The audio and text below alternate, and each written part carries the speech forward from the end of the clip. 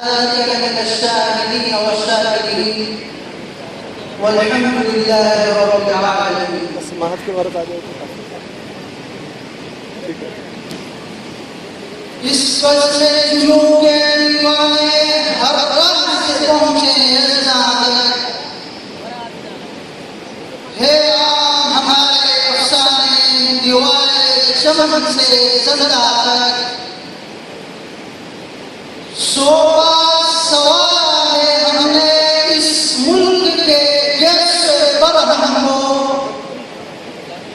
خود اہل جنوب بتلائیں گے کیا ہم نے آئے عالم کو وارثان علوم نبوت حضرات اساتذہ کرام طلباء اکرام اور میرے معزز ساتھیوں دوستوں بزرگوں، آج کے اس عظیم چمن میں گلہائے الصعبہ کے اوپر چند پھولوں کی مہک لے کر حاضر ہوا ہوں جو علماء حق، علماء دیوبند کے کردار سے معاون ہے، یعنی ان ہستیوں کا کردار ذکر کروں گا جنہیں دنیا علماء دیوبند کے نام سے جانتی ہے۔ کسی کی شخصیت کو پرکھنے اور جاننے کے لیے اس کا کردار ایک مخبر ساتھی کی حیثیت رکھتا ہے۔ اگر گلشن دارالعلوم دیوبند کے پھولوں کی مہک سننی ہے تو جہان عالم میں ان کے کردار و افعال کا حصہ عالم کائنات کو مہکتا نظر آ رہا ہے، کیونکہ یہ زمین ایسی سرزمین ہے جسے حضرات صحابہ کرام رضوان اللہ تعالیٰ عنہم اجمعین کے قدموں کے ذریعے جوتا گیا ہے، جس کا بیج حضرت محمد عربی صلی اللہ علیہ وسلم کے دست اقدس سے بویا گیا ہے، جس کی آمیاری حضرت شاہ ولی اللہ رحمہ اللہ کی فکر و نظر کی جا رہی ہے، جس کی رکھوالی حضرت شاہ اسحاق رحمہ اللہ کے علم سے کی جا رہی ہے، تو پھر اس سے اگنے والے پودوں کی خوشبو کبھی حضرت نانوی رحمہ اللہ کی شکل میں علم و حکمت سے عالم کو آراستہ کرتی ہے، کبھی حضرت گنگوہی رحمہ اللہ کی شکل میں فقاہت و تدبر سے حسنیت جہاں کو مہکا دیتی ہے، کبھی حضرت شیخ الہند رحمہ اللہ کی صورت میں جذبہ حریت سے دنیا کو مزین کرتی ہے، کبھی حضرت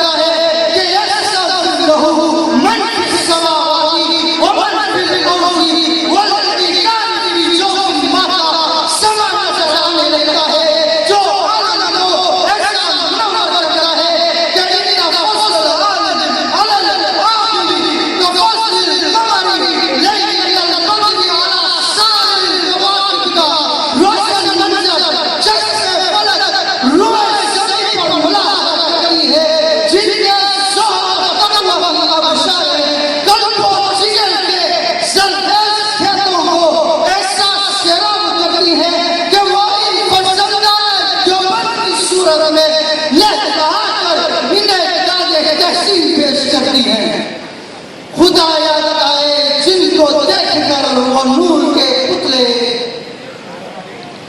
نبوت کے یہ وارث ہیں، یہی ہیں ذل الرحمانی، یہی ہیں جن کے سونے کو فضیلت ہے عبادت پر، یہی ہیں جن کے سونے کو فضیلت ہے عبادت پر، انہی کے اتقاء پر ناز کرتی ہے مسلمانی۔ عزیزان محترم، علماء دیوبند کا کردار پوچھنا ہے، دارالعلوم دیوبند کے در و دیوار سے پوچھو، جو فلولا نفر من كل فرقة منهم طائفة ليتفقهوا في الدين کا عملی مظاہرہ چشم بصیرت سے ملاحظہ کرتے ہیں۔ دیوبند کا کردار پوچھنا ہے، گنبد خضرا کے سایوں سے پوچھو، جو نزل اللہ عبدا سمع مقالتی فحفظها ووعاها ورداها کو حسن مدنی رحمہ اللہ کی شکل میں 18 سال تک ملاحظہ کرتے ہیں۔ دیوبند کا کردار پوچھنا ہے تو مدرسہ سہارنپور، جامعہ بملوری گاؤں، جامعہ دارالعلوم کراچی، جامعہ فاروقیہ اور ماہر عثمان بن عفان جیسے علم و حکمت کے قلعوں سے پوچھو، جو اما ہؤلاء فیتعلمون الفقہ او العلم ویعلمون الجاہل فهم افضل کی فضیلت سے سرشار نظر آتے ہیں۔ دیوبند کا کردار پوچھنا ہے تو تھانہ بھون کی ان خانقاہوں سے پوچھو، جو یتلو علیہم آیاتہ ویزکیہم ویعلمہم الکتاب والحکمہ کی وراثت نبوت کو اجاگر کرتی نظر آتی ہے۔ دیوبند کا کردار پوچھنا ہے تو ان مدارس میں وارثان علوم نبوت کے سامنے زانوِ کرم مفتح کرنے والے ان فرزندان دیوبند کو دیکھیے، جو من خرج فی طلب العلم فهو فی سبیل اللہ حتی یرجع کے مرتبے سے فیضیاب ہوتے نظر آتے ہیں۔ دیوبند کا کردار پوچھنا ہے، تحریک ختم نبوت سے پوچھو، جو انا خاتم النبیین لا نبی بعدی کے تحفظ میں مدن نظر آتی ہے۔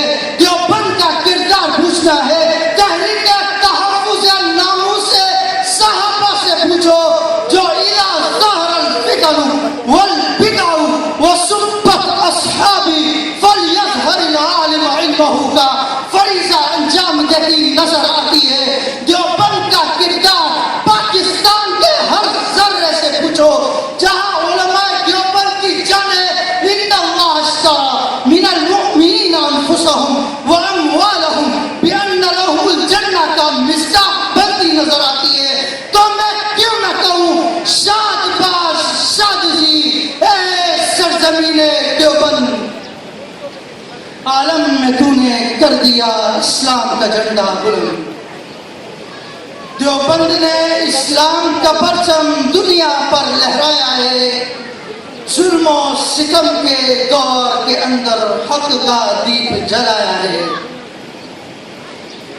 عزیزان گرامی، کسی کے کردار کی شناخت اس کے اثر رسوخ سے ہوا کرتی ہے۔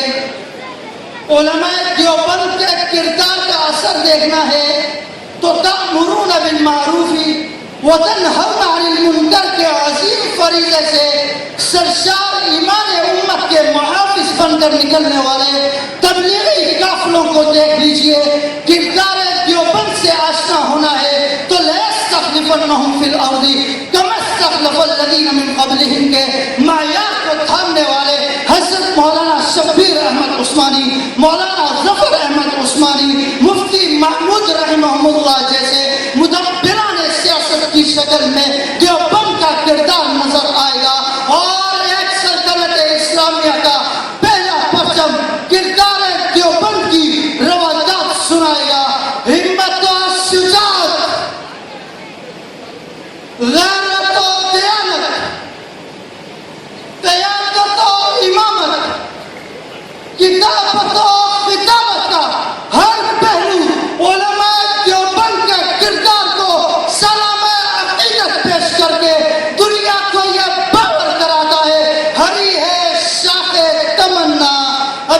जली तो नहीं, दबी है आग जिगर की मगर बुझी तो नहीं, जफा की तेज से गर्दन वफा शारों की कटी है बरसरे मैदान मगर झुकी तो नहीं। अस्सलाम वालेकुम।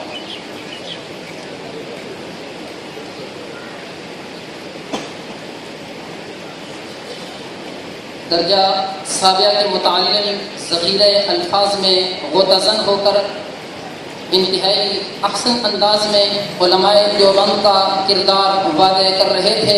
जज़ाकल्लाहु खैरा। अगले खतीब को दावत देने से कबल मैं ये बात अर्ज़ करूँगा अपने तमाम मुअज़्ज़ज़ मेहमानों से बड़े अदब और एहतराम के साथ कि हमारे दाएँ बाएँ जो साथी खिदमत के अंदर मसरूफ़ हैं, बराए करम उनको आपके ताउन की बड़ी ज़रूरत है, उनके साथ आप ताउन फरमाएंगे। और बराए करम अभी भी कुछ गाड़ियाँ ये टेंट के सामने खड़ी हैं, जिस साइड की वहाँ गाड़ी खड़ी हो बराए करम वहाँ से हटा लें ताकि आने वाले दीगर मेहमानों को किसी किस्म की तकलीफ ना हो।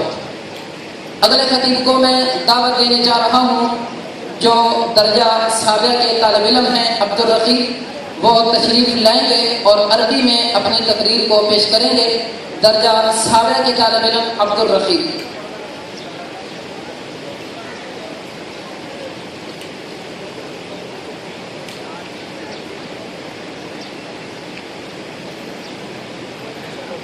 अस्सलामु अलैकुम वरहमतुल्लाहि व बरकातुहू।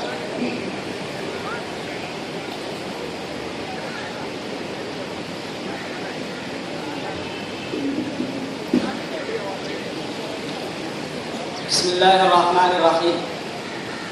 इन्नल हम्दुलिल्लाह वस्सलातु वस्सलामु अला रसूलिल्लाह व अला आलिहि व सहबिहि व बारका व सल्लम तस्लीमन कसीरन कसीरा। व अशहदु अन ला इलाहा इल्लल्लाह वहदहु ला शरीका लह व अशहदु अन्ना मुहम्मदन अब्दुहु व रसूलुहु। रईस अल-हफ़्लति al-मयमूना व असातिज़ती al-किराम व इख़वानी al-अइज़्ज़ा, إن الله عز وجل أنعمني حيث أعطاني هذه الفرصة السعيدة حتى ألقي أمامكم كلمات حول الموضوع علماء ديوبند واعتدالهم. والآن أريد أن ألقي ضوءا خفيفا على الموضوع المحدد. أيها الإخوان، إن من خصائص هذا الدين القويم التوازن والاعتدال، فهو وسط بين العقل والعاطفة وبين نباتع الجسد ومتطلبات الروح، فلا إفراط ولا تفريط ولا غلو ولا تقصير، إنما الإسلام اعتدال واستقامة على منهج رباني حكيم. فالله عز وجل أكرمنا بالوسطية في كل الأمور سواء كانت مادية أو روحية، دينية أو دنيوية. فالإسلام وسط في عقيدته وعبادته، ووسط في تشريعه ومعاملاته، ووسط في أخلاقه وآدابه. وقد تضافرت الآيات القرآنية والأحاديث النبوية التي تحث على التمسك بالاعتدال. فالتوازن والاعتدال سمة ديننا ومظهر حضارتنا. قال تعالى: وكذلك جعلناكم أمة وسطا. وهنا أريد أن ألفت أنظاركم إلى اعتدال علماء ديوبند. فاستمع أيها السامع بارك الله فيك. إن علماء ديوبند ليسوا فرقة أو جماعة شتت طريقا فكريا أو عمليا يختلف عن جمهور الأمة، بل إنهم يعتقدون في تفسير الإسلام وعرضه نفس المسلك الذي سلكه جمهور علماء الأمة عبر 14 قرنا. إن الدين وتعاليمه الأساسية إنما تنبع من الكتاب والسنة، وإنها أي تعاليم الكتاب والسنة في شكلها الشامل هي أساس مذهب علماء ديوبند. أيها المحب على علماء ديوبند، المحب التوازن والاعتدال، خذ أي كتاب موثوق به في عقائد أهل السنة والجماعة فاقرأ، ستجد أن كل ما جاء فيه من العقائد هي عقائد علماء ديوبند. وقرأ أي كتاب موثوق به في الفقه وأصول الفقه على مذهب الإمام أبي حنيفة ستجد أن كل ما جاء فيه من المسائل الفقهية والأصولية هي مذهب الفقهي لدى علماء ديوبند.